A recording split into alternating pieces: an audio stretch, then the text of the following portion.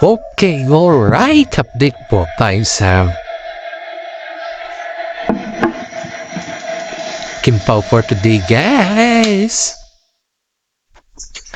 Excited na ba yung mga lahat patungkol sa ating update for today? Sino ba ang nag-aabang? Kila Paolo Avellino at saka si Kim Chu sa ngayon. Kagabi po, guys, ay tinanong sila Kim Chu at saka si Paolo Avellino kung dadalo po sila sa Magic Ball ng ABS-CBN. Kasi alam naman natin na lahat sila yan ay invited.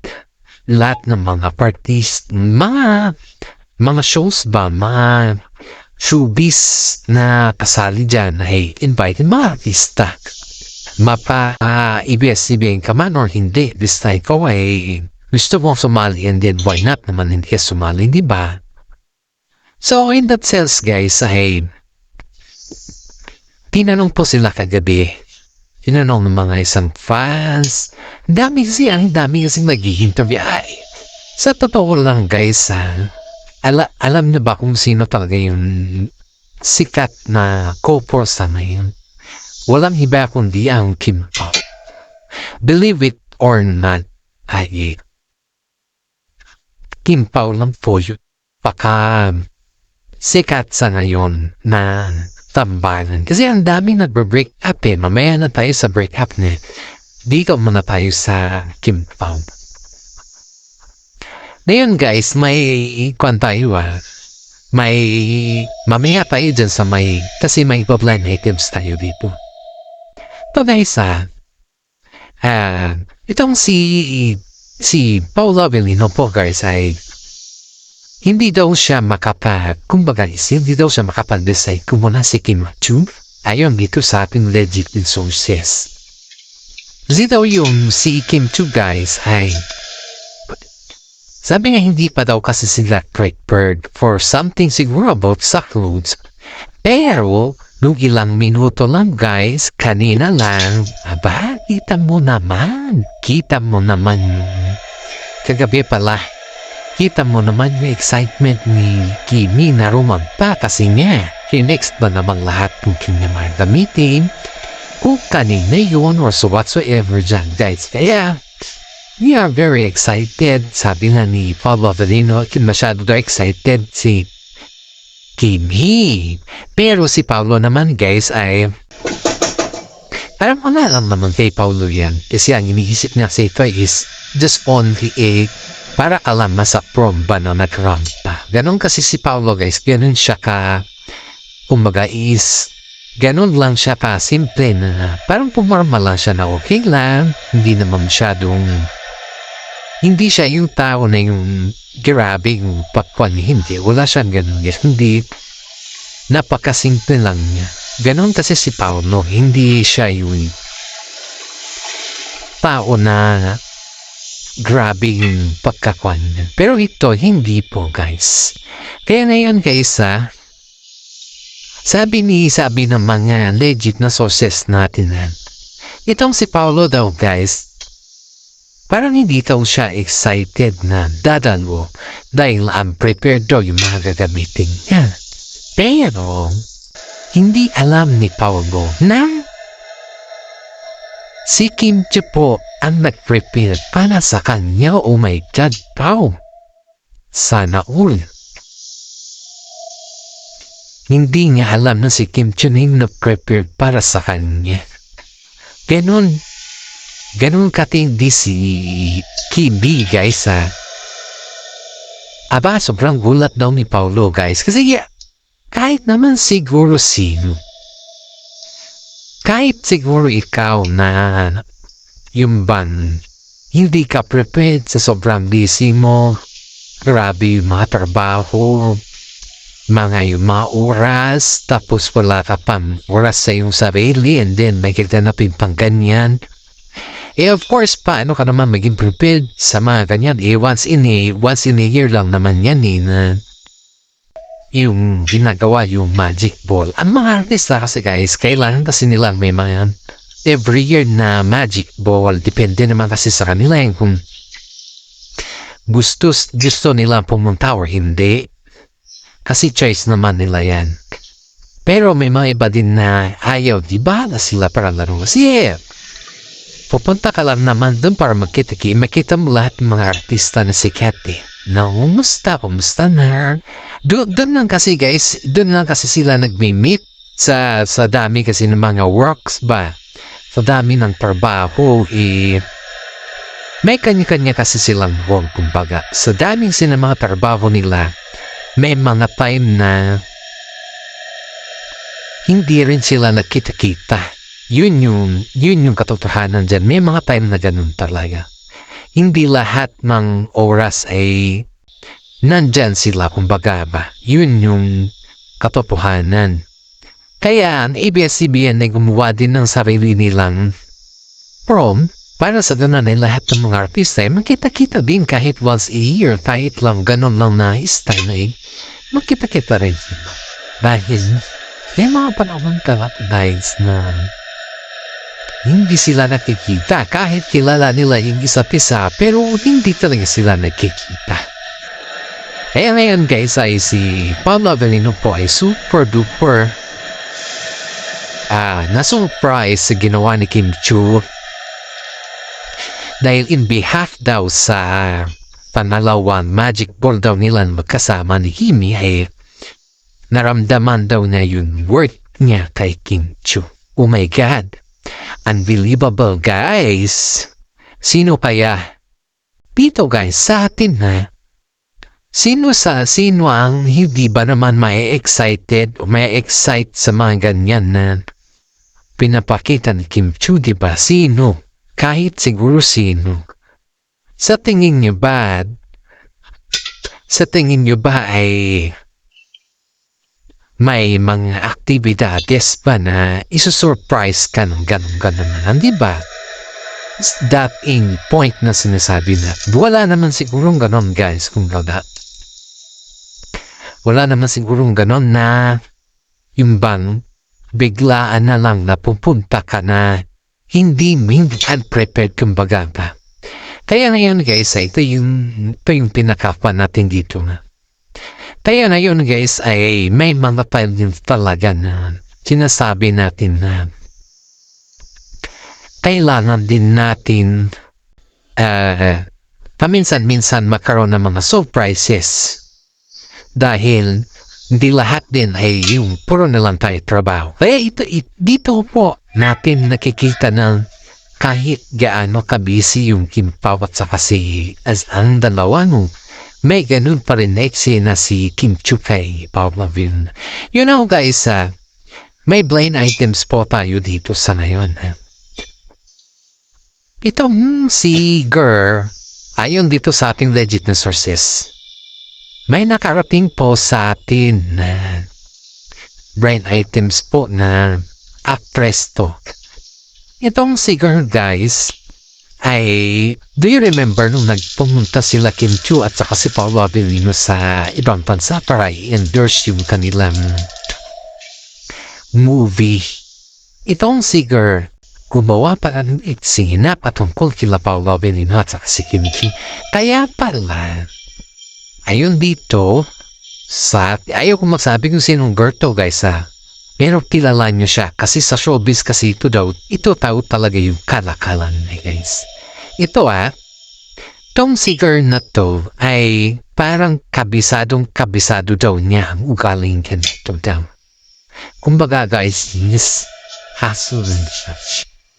Dahil dati na pala daw niya ito. Ayon dito sa ating mga legit na sources. Dati na pala niya itong trabaho. Hindi lang pala kila Paolo at saka kay Kim Chiu niya ito ginagawa, kundi pati rin pala sa mga iba guys. Kaya napagtanto ng mga iba na bakit hindi na lang daw tanggalin ng isang direktor itong girl nito. Kasi ang direktor pala nito guys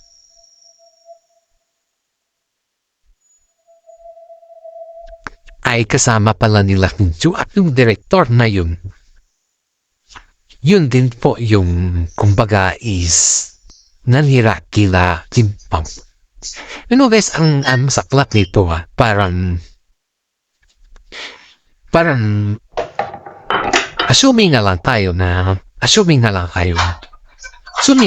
guys na okay ang girl dito kay Paula Avellino. Pero the real fact pala guys is sinirahan niya si Paula Avellino. Grabe yung panira niya sa kaibigan ni Paula Avellino.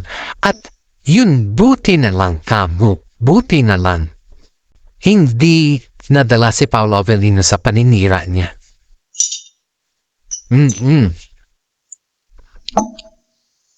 Muntik nagsuntukan sila Paula Avellino at ang kanyang kaibigan dahil sa marites nitong actress na to guys. At muntik din na masira yung pagkakaibigan ng dalawa dahil dito. Buti na lang kamo guys, buti na lang nandyan si Kim Chiu at pinadiwanag dun sa kaibigan ni Pao ang katotohanan. Oh my God. Assuming talaga itong babae na po na parang hindi niya alam ang kanyang sinasabi. At ito pa yung malala. Ang tinarget niya talaga sa kanyang vlog guys. May vlog kasi daw to guys eh. Ang tinarget niya daw talaga dun sa vlog niya guys is patungkol kila Paula Avellino at si Kim Chiu. Pero ginagawan din niya daw ito ng mga blind items. Kilala niyo itong girl na tuwan? Sikat na sikat ito noon pa man. Pero dahil na po sa siguro may ugali siya ayon dito sa ating nasagap na balita na may ugali siya. Medyo umatras daw yung mga iba sa kanya. So ibig sabihin, pag umatras ang mga iba sa iyo, may diferensya sa inyo. Iba? Ganon lang kadinti yun ganon lang kasimple. Kasi pag wala namang diferensya sa iyo, ba't naman na-atras yung mga kasama mo sa iyo? Diba? Kaya ang daming nagsasabi na grabe, sobra. Hindi daw matiis na makasama niya sa showbiz yung ganyan na ginagawa niya. As in guys. Dito. At saka ito pa, dinamay pa niya talaga si Paula Avellino na wala namang ginawa kundi nananahimik yung tao. Buti na lang guys hindi nagsuntukan ng dalawa kasi nga ayon dito sa ating legit na sources muntikan na daw nagsuntukan dahil dito. Saka pag tuwing nalalasing daw itong si girl na to ay ang bukang bibig daw na si Paula Avellino guys. Kaya hindi naman natin ang sabi pala ng mga iba na kasama ni Slob ng showbiz kaysa ito ay kumbaga parang may patingin daw ito kay Paula Avellino ever since na naging katambal daw niya sa show. Napansin daw naman kasi naging kapartner nito sa show. Ewan ko anong klaseng movie yun. Pero base dito sa kanya mga salaysay sa mga kaibigan nilang dalawa kasi itong girl na to guys, kaibigan nila Paula Avellino ito. At may mga movie kasi ang mga ito noon. Sila ay magkaibigan pa. In real life magkaibigan sila.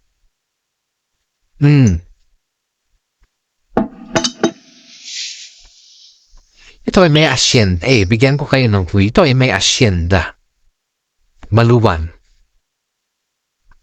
O, yun lang. Yun lang yung kwan ko sa inyo. Clue. Itong girl na to, napakaganda niya.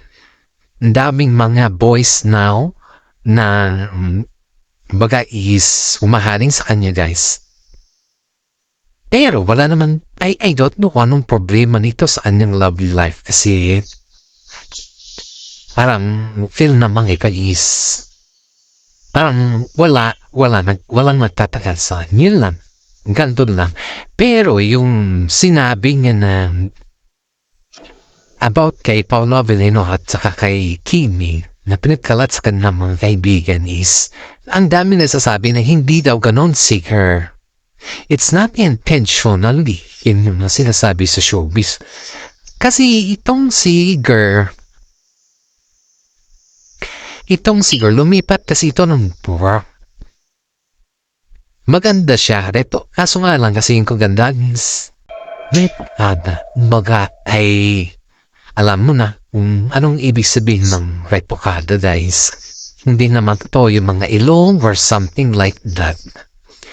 Pero hinanap namin si Kimi that time para tanungin kung ano yung kanyang kumbaga reaction dun sa nangyari.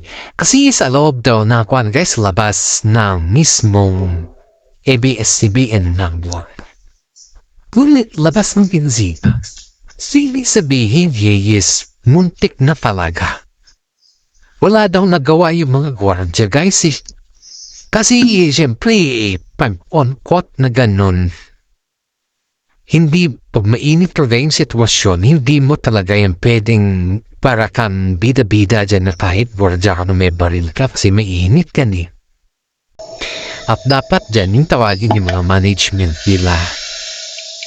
Pero yung dalawang lalaki na nagkainitan dahil lang sa isang issue na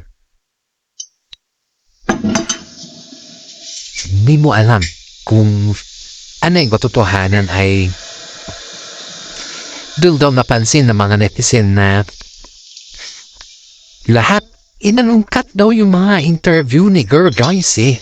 Ito yung dito inalung ng mga netizen na dahil nga na nakikita daw nila na napaparantanan si Kimi sa labas ng ABS-CBN, hindi daw niya alam yung kanyang gagawin ba. Ay lahat ng mga interview ni girl review. At doon napagtanto ng mga fans at mga nasa loob ng ABS-CBN na mukhang may patingin si girl kay Paula din. Yes. At the end po ay hindi pa natin, kumbaga guys, wala pa naman tayong, hindi pa natin hininig yung reaction ni Kimi dyan about Jendings. Kasi kasagsagan pa ng sakit sa ulo ni Kimi. Siyempre kapag hinihingiin ko yun, kasi yung reaction na on the spot na ganyan naman kay Kimi. Pero kasing sinasabi mo, kailangan niyang mag-react, kailangan niyang magalit para makita yung mga reaction niya na galit talaga na ayon. Hindi na mawag naman tayo no? Tayo na lang muna natin na medyo maganda-ganda yung medyo kalmado silang mag-react. Kasi yung pamilya din ni Paolo guys ay ito nga sabi nga ng pamilya ni Paolo very yung be it. Huwag na lang patulan. Kasi pag pinatulan mo yun, ikaw pa yung instead na sisikat ka. Ikaw pa yung mapapadap pa. Ganun ba? Which is true naman. Kung tutusin natin na yung, pero in fairness hindi siya pinatulan ni Paolo Avellino. Hindi siya pinatulan ni Paul. Kaso nga lang, talagang itong si kaibigan niya ay mainit yung ulo niya kay Paolo. So brothers, may mga fan tayo dito guys, kaso na lang ayaw kung magsabi kasi nakikita kasi kahit i-edit mo kasi yung video na 10 makikita mo talaga dun kung sino mag-video baka kasi sabihin na siyempre mahirap naman guys, kailangan natin protektahan din yung mga legit na sources natin, hindi lang naman tayo kundi pati yung mga legit na sources natin kasi sila lang naman po yung nagsasabi about sa mga ganyan issues. Kaya kailangan din natin silang protektahan. Patuloy, maintindihan nyo naman yan kasi parehas lang naman tayo. At alam ko guys, sa mga senior citizen dyan, nag-abal sa ating updates for today. Shout out naman po sa kanila kasi sila lang po yung update sa ating mga vlog. Walang iba kundi ang mga senior citizen dyan. Shout out po sa mga mami, lola, lolo, daddy dyan. Alam kong tinutulungan niyo po ako sa akin mga viewers at paki-like and share naman po yung ating YouTube channel. Ngayon guys, ito pa. Balik tayo sa akin topic. Dito pa guys, Si Kimi guys, hindi siya yung tao na kapag may nakita siyang ganun na eksena, ay hindi siya yung ganito o sisingilin niya na agad o fogday yung pakipagpan talaga yung susugudin ganun. Wala siyang karakter na ganun. Ganon din kay Carlo Avelino pero hindi lang daw nila na-control yung kanilang sarili kasi itong sige daw yung sumugot sa kanila sa likod ng stage. Ang balita na sa inyo.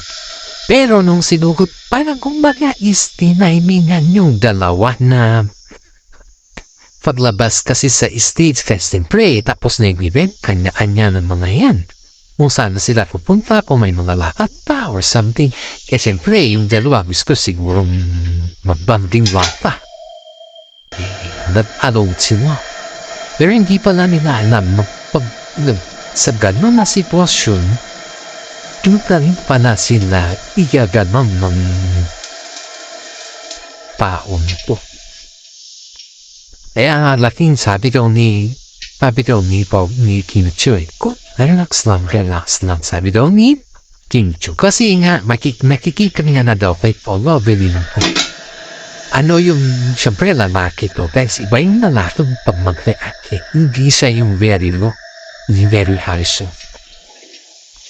Yan siya, hindi siya yung very low, hindi very high siya. Hindi dapat, kumbaga siyempre of course, nandyan si Kimi. Kaya nyo naman kontrolin yan. Kaya katrolin ni Kimi. Pero yung kadahilanan na